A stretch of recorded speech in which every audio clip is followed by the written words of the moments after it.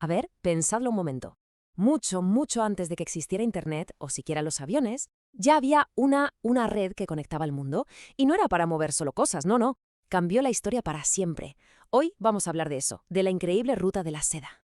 Vale, lo primero es lo primero. Hay que quitarse una idea de la cabeza. Cuando pensamos en ruta de la seda, nos imaginamos como una especie de autopista gigante, ¿verdad? Pues no, para nada. La mejor forma de entenderlo, de verdad, es pensar en ella como el Internet de la antigüedad. Sí, sí, como lo oís, una red descentralizada llena de caminos que se cruzaban, que se unían, atravesando desiertos y montañas imposibles.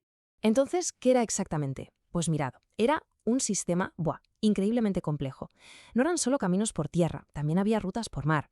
Y todo esto conectó a las grandes civilizaciones durante más de 1500 años.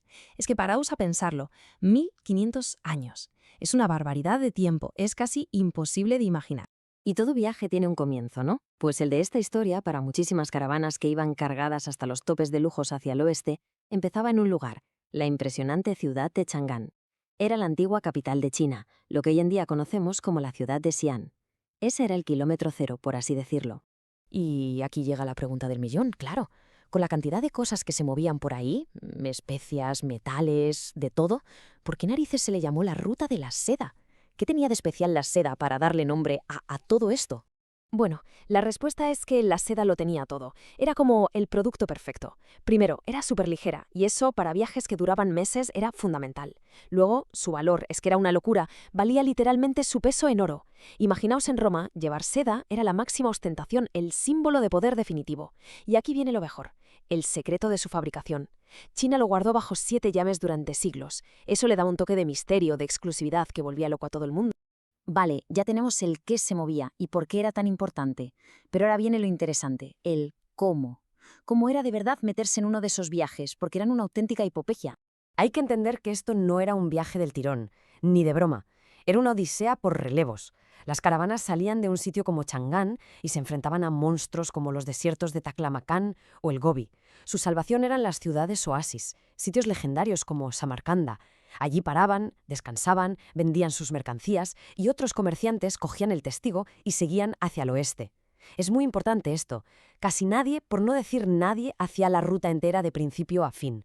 Y que nadie se engañe, ¿eh? El viaje era un infierno. O sea, estamos hablando de un calor brutal en el desierto por el día. Y por la noche, un frío que te lava los huesos. De repente, zas, una tormenta de arena que te dejaba ciego y perdido. Y por si fuera poco, los bandidos, que estaban por todas partes esperando su oportunidad. Un solo tramo de este viaje podía llevarte meses, meses. Pero bueno, vamos a ir un poco más allá. Porque si pensamos que esto iba solo de mover mercancías de un sitio a otro, nos estamos quedando en la superficie. El verdadero cambio, el impacto real de la ruta de la seda, era otra cosa. Que a ver, no me malinterpretéis, las mercancías eran una pasada.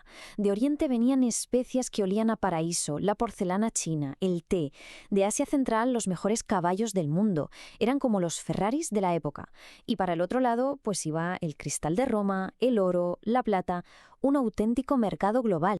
Pero, como decía, lo más importante de todo, lo que de verdad transformó el mundo para siempre, eso no cabía en las alforjas de un camello. Eran las ideas, por ejemplo, religiones enteras. El budismo viajó desde la India hasta China y siguió expandiéndose. El Islam se movió por toda Asia Central a través de estas mismas rutas. Y la tecnología, pensad en el papel. Nació en China, viajó a Occidente y siglos después fue la base de revoluciones culturales. Y detrás del papel vinieron la imprenta y la pólvora. O sea, inventos que cambiaron las reglas del juego para siempre. Claro, como todo en la historia, la ruta de la seda no duró para siempre. Tuvo su momento de gloria, su apogeo, y luego su caída. Y en esa historia tienen mucho que ver los grandes imperios y los océanos. A ver, para que una ruta así funcionara, hacía falta una cosa por encima de todo: estabilidad, paz. Y eso lo daban los imperios. Los primeros fueron los chinos, la dinastía Han, que la abrieron oficialmente. Luego los califatos islámicos aseguraron el tramo central. Pero el momento cumbre, la edad de oro absoluta, llegó con los mongoles. Unificaron un territorio tan inmenso que crearon lo que se llamó la Pax Mongólica, la paz mongola. Y eso significaba que comerciar era más seguro y fácil que nunca antes en la historia.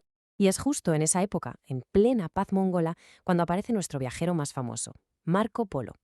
Este veneciano se fue para allá y a su vuelta contó unas historias que dejaron a toda Europa con la boca abierta. Hablaba de riquezas increíbles, de ciudades maravillosas, abrió los ojos de Occidente a un mundo que ni se imaginaban. Y esa curiosidad que despertó, duró siglos. Pero claro, tanta conexión, tanta gente moviéndose, tenía también un lado muy, muy oscuro. Porque por esas rutas no solo viajaban la seda y las ideas, viajaba también un polizón, uno invisible y mortal. La peste negra. La misma red que era un milagro para el comercio se convirtió en una autopista para la enfermedad. Se extendió a una velocidad de pesadilla y arrasó con las poblaciones de Asia, Oriente Medio y Europa. Podemos decir que fue la primera gran pandemia global, y la ruta de la seda fue su vehículo. ¿Y entonces cómo acabó todo? Pues la respuesta no está en la tierra, sino en el mar. A partir del siglo XV, la navegación mejoró una barbaridad. De repente ir en barco era mucho más rápido, mucho más barato, porque te saltabas un montón de intermediarios y de impuestos, y es que un solo barco podía llevar lo que cargaban cientos de camellos. La cuenta era sencilla. El mar simplemente le ganó la partida a la tierra. Pero aunque las caravanas desaparecieron de los desiertos, la historia no acaba ahí. El eco de la ruta de la seda todavía se escucha hoy, y muy fuerte. Es que su legado es gigantesco. Básicamente sentó las bases de lo que hoy llamamos globalización. Demostró que cuando las culturas se mezclan, cuando intercambian ideas, el mundo avanza. Fue la primera vez que se tuvo la sensación real de un mundo conectado. Fue ni más ni menos que el primer gran puente entre civilizaciones. Y todo esto nos lleva a una última reflexión, ¿no? La ruta de la seda nos enseñó una lección importantísima. Estar conectados nos hace avanzar, pero también tiene sus peligros. Así que la pregunta que queda en el aire es, si esa fue la suya, ¿cuál es nuestra ruta de la seda hoy en día?